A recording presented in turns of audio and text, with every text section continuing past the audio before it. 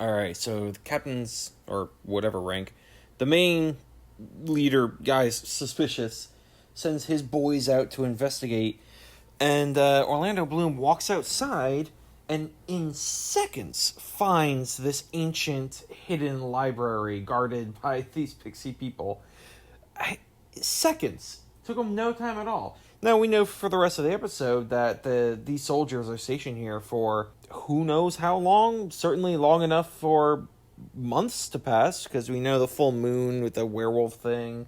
Long enough for him to develop a very sexual and then later emotional relationship with one of the pixies. And nobody else stumbles upon this thing, but he found it immediately.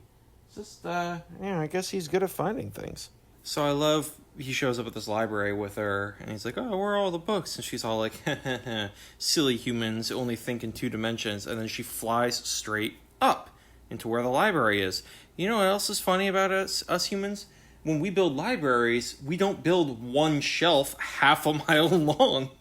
Like, just because you can fly doesn't mean it should be just one straight tunnel straight up. God forbid anybody needs to read a book on a high shelf. You have to shut down the library for the whole day. You're going to have to take breaks on the way up. And how do you expand that library? They get more books. Where are they going to put them? Those shelves look pretty full. They just start chiseling away at the ceiling. What's the structural integrity of this straight up into the mountain tunnel? And what happens when they get to the top of the tunnel? I guess they got to start going down then too, huh? Like, what? Just because you can fly doesn't mean that everything you need should just be put higher and higher out of reach for your entire civilization. And they've been doing it for 7,000 years. Well, maybe they haven't been doing it for 7,000 years, but they've got books, I guess, from 7,000 years. Maybe they did say the library was 7,000 years old. I don't remember. So they've just been, like, tunneling straight up for 7,000 years, and no one's like, hey, maybe we should just, branch off a little. It's getting really hard to spend 6 days flying straight up to get to some of the older books. Oh, God. And you know what? What else is weird about this library? All right, so in episodes 1 and 2, we see her, and she's all knifey and badass, and it's because we know we find out she spent the last 7 years as like a coyote, like a refugee smuggler in a war-torn, hostile occupation of her homeland. So yeah, sure, okay, she's a badass. Then we see this huge flashback to where she's a librarian, and when we see her for the very first time, she flies out of the sky with this meat hook. No, that's the wrong word. I just wanted to use a hyperbolic, intense word.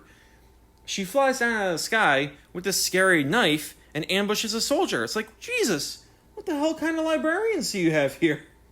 This is before she engaged in anything that should have made her that intense. She's just a fucking librarian. Oh, I love this. The fairy Kama Sutra.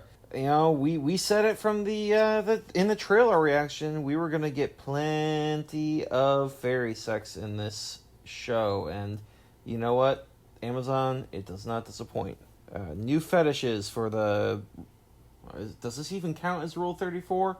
It's just straight up sex. I don't think this is Rule 34. So just new fetishes, wing fetishes. They're gonna be in style.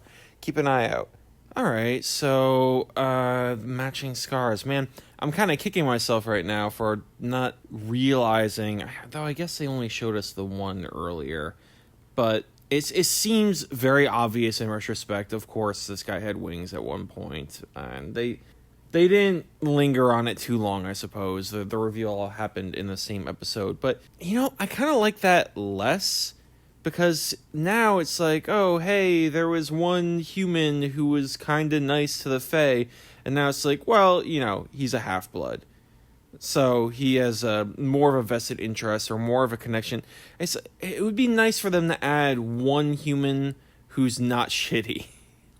But now we know he's not totally human. So we don't really have that. Every human character is now racist. We didn't get our one. What a bummer. I guess that guy with the kobolds is probably not. So, one starving artist performance guy, and that's it. Oh man, if we figure out later on that he was actually a pixie or something like that, that's going to be a bummer.